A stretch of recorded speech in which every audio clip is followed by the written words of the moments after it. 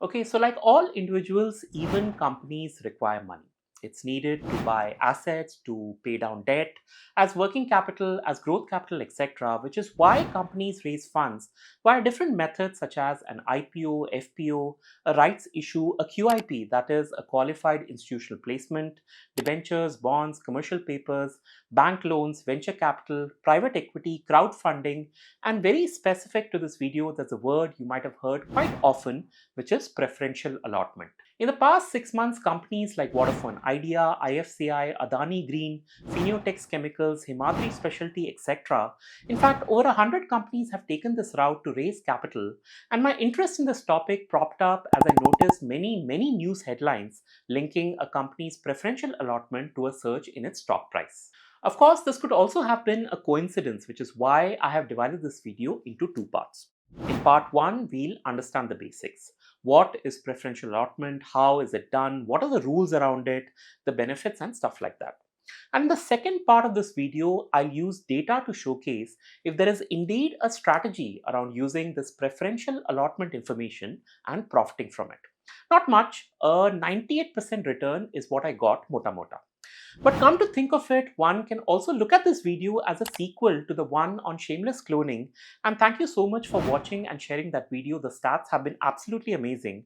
And additionally, I think preferential allotment also mirrors my shadowing the promoter strategy. So if you haven't watched these two videos, then please do so. And lastly, I must also mention this idea of using preferential allotment, and even some part of the research has been done by the team at Sovereign. So many thanks to Aditya, Akriti and Dhruv for helping me out on this. Let's begin.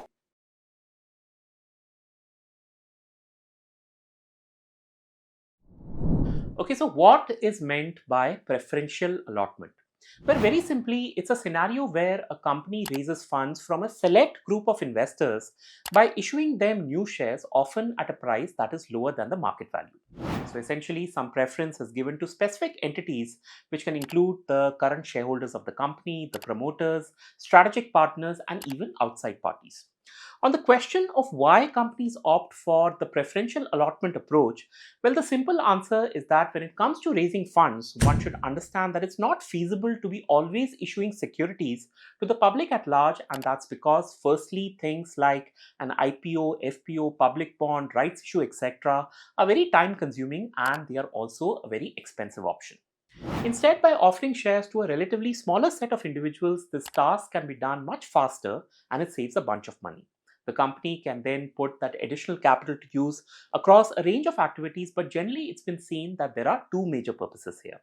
The first is funding for growth, and just as an example, when Vodafone Idea recently raised over 2,000 crores via a preferential allotment of shares, among the stated objectives of that fundraise included the strengthening of their 4G network, and secondly, to fund the launch of its 5G services to help them compete with their bigger and more profitable rivals.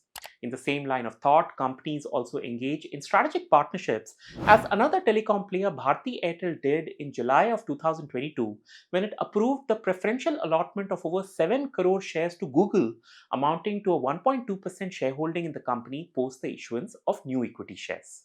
A second and an equally important use of this allotment money is to pay off debtors. Case in point is again Vodafone Idea, as the board there approved the issuance of 2,458 crores worth of shares to Nokia and Ericsson on a preferential basis, which gave these two companies 1.5% and 0.9% in the company respectively, and it helped Vodafone Idea clear off its pending dues to them. Outside of these two main objectives, companies also raise funds to fulfill some of their other priorities. For example, IDFC First Bank recently announced the issuance of shares worth 3,200 crores on a preferential basis, which was aimed at shoring up the overall capital adequacy of the bank, which is also a regulatory requirement. So different companies might have a different use for this money, and as an investor, it's important for us to understand this as it gives important clues on the company's current situation and future goals. Which brings me to Sovereign, a truly unique information platform that specializes in researching small, microcap, and SME companies. Available on a website and as a mobile application, Sovereign is built on the twin objectives of providing quality information to investors like you and me and to help us find high potential stocks. Sovereign does this through a host of features, including Sovereign Times, which every day covers 5 companies that have some critical information to offer, like a large order, some acquisition, an excellent quarterly result, etc., that can help you gauge its future prospects. Then there's Sovereign Prime, which is a detailed research compendium of 50 plus companies, and very unique to this platform, it also features a number of promoter interviews. Sovereign Discovery is next, where one can see different qualitative screeners like excellent results for this quarter, order book guidance, capacity expansion, promoter buying, profit uptrend, etc., and you can go further in and read up on each of these companies. And the platform also has an IPO section which details out every new offering in the small cap, micro cap, and SME space. Essentially, Sovereign has everything you need to identify, filter, and research companies. And if this is something that interests you, then Sovereign is offering a free 45-day trial of its platform for a limited period so that you can test out all their features and see how you can benefit from it. As always, the link for this free trial is available in the video's description. Okay, now I'm sure you've realized this, but because some preference, something out of the ordinary has been done here for a select group of people, the law has built in some provisions around a preferential offer with regards to pricing, disclosure to shareholders, timing, etc., that ensures that the interests of the existing shareholders is not compromised. I won't go into every detail, but if you're looking for some hardcore stuff, then do read up this compendium on vinodkothari.com, which covers the everything and anything to do with preferential allotments. For instance, one of the questions you might have is there a limit to the number of persons to whom a preferential allotment of securities can be made? And sure enough, there is a limit, because only a maximum of 200 can avail this in a financial year with some overriding exclusions. Likewise, another important question is on how does the company arrive at the preferential allotment pricing?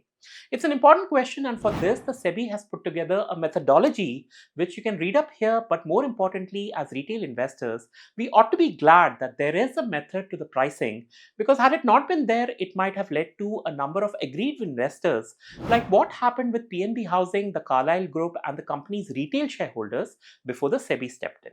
In addition to eligibility and pricing, the law also has provisions related to lock-in of equity shares, board approval, shareholders approval, consideration, allotment period, and much more.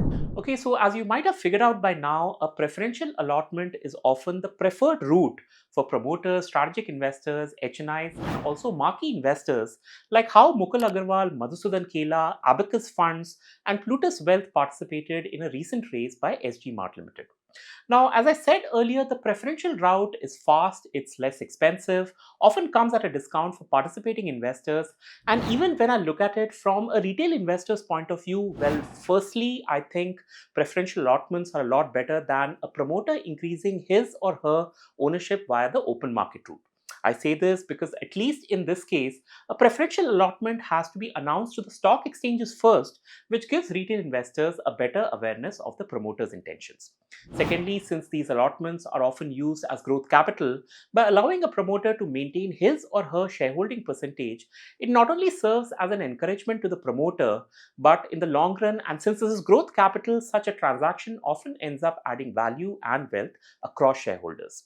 Thirdly, these allotments come with regulatory protection for retail investors on the issue price, process, eligibility, approval, etc., something that I've already touched upon in the earlier part of this video.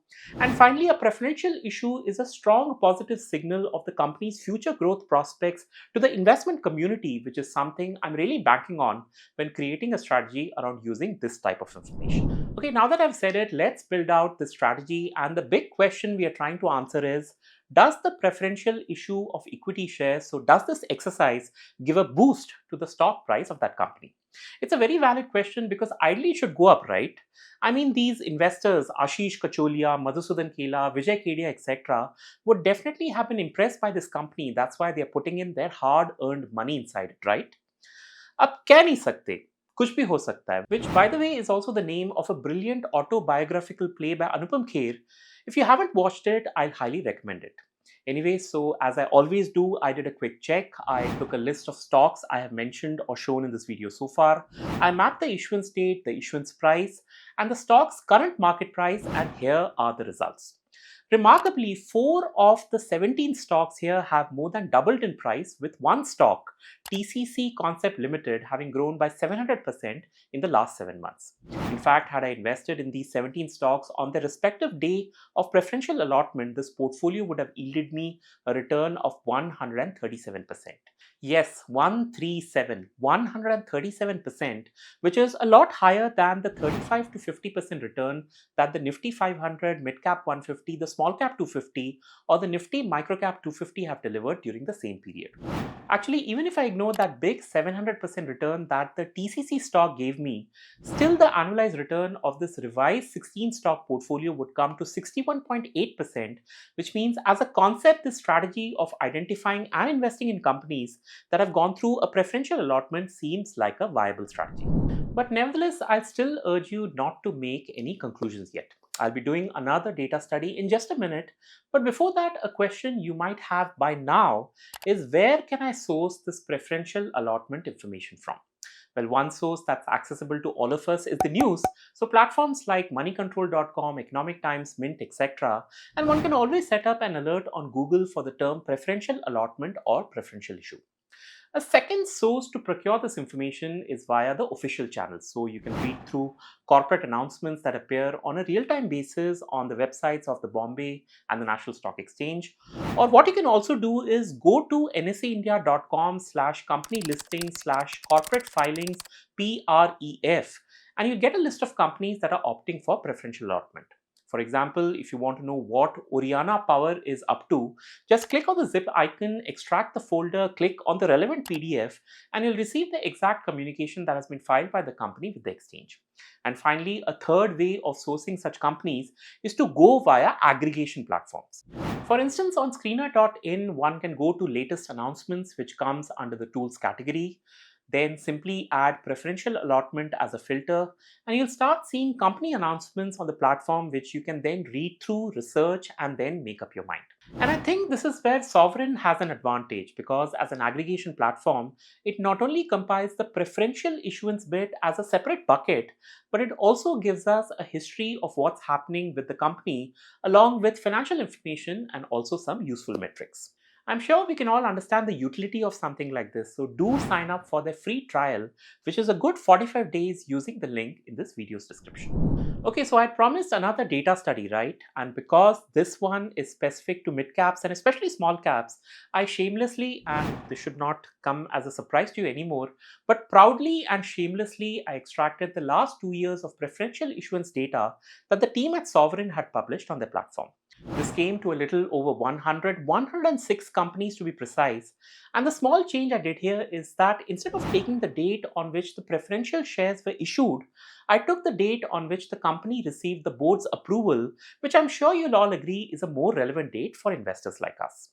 Right, so we have 2 years of data, we have 106 companies, and had I invested 10,000 rupees in each of these stocks on that day of announcement, this preferential portfolio would have yielded a little over 20 lakhs at an annualized return of 98.3%.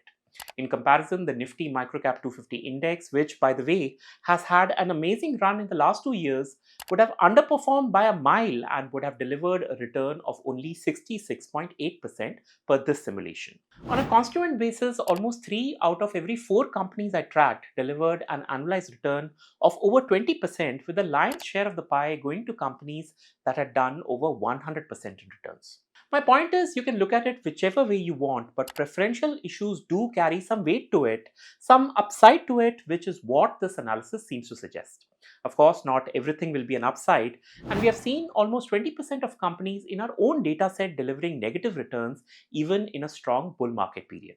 But in my opinion, a bull run should not be an excuse to not try this out. And just as a recap, the preferential allotment of shares is done to a specific set of people, and it isn't common to see HNIs, fund houses, and marquee investors participating in it. So that's reason number 1. The purpose of this fundraise is generally to reduce debt or to finance the growth in the company, both of which are likely to impress any investor. So that's reason number 2.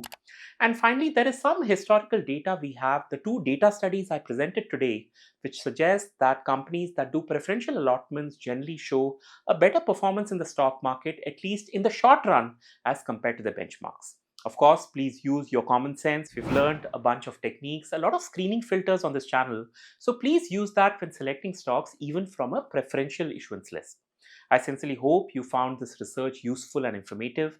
And if you come across any stories or if you have done any stock or portfolio related research that might deserve a place in my YouTube channel or at my newsletter, then do send it across to me at this email address. Once again, thank you for your time. Do like this video, do share it with your friends, and I'll see you very soon. Until then.